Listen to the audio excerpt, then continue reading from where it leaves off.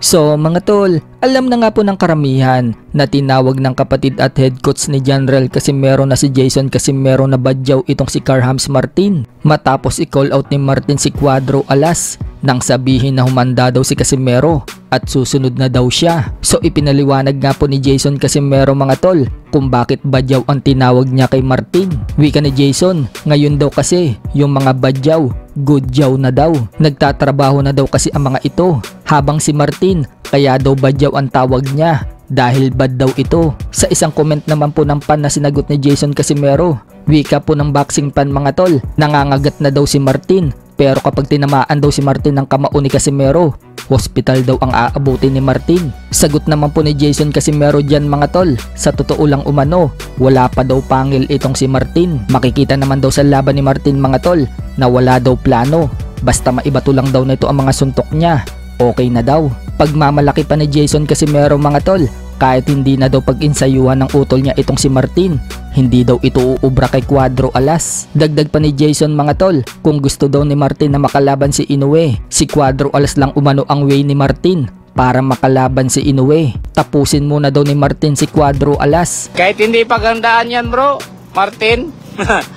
Kahit hindi pagandaan yan.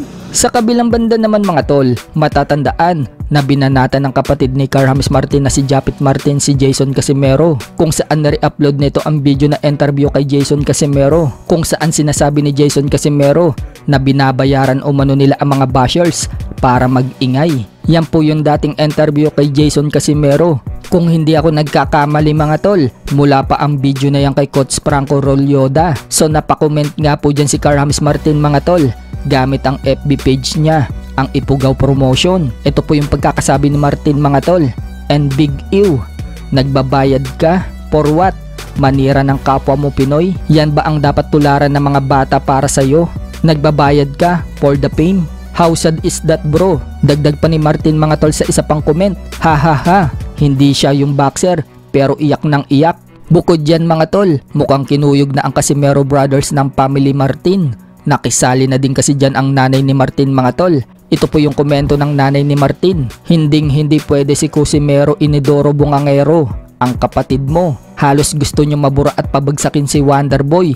Matupad lang ang pangarap nyo na makuha ang rankings niya para kayo na ang lalabanan ni Inoue, which is unworkable or doesn't work. Ban ang kapatid mo na si Casimero sa Japan and in the US dahil sa mga katutak na kaso niyang hinaharap.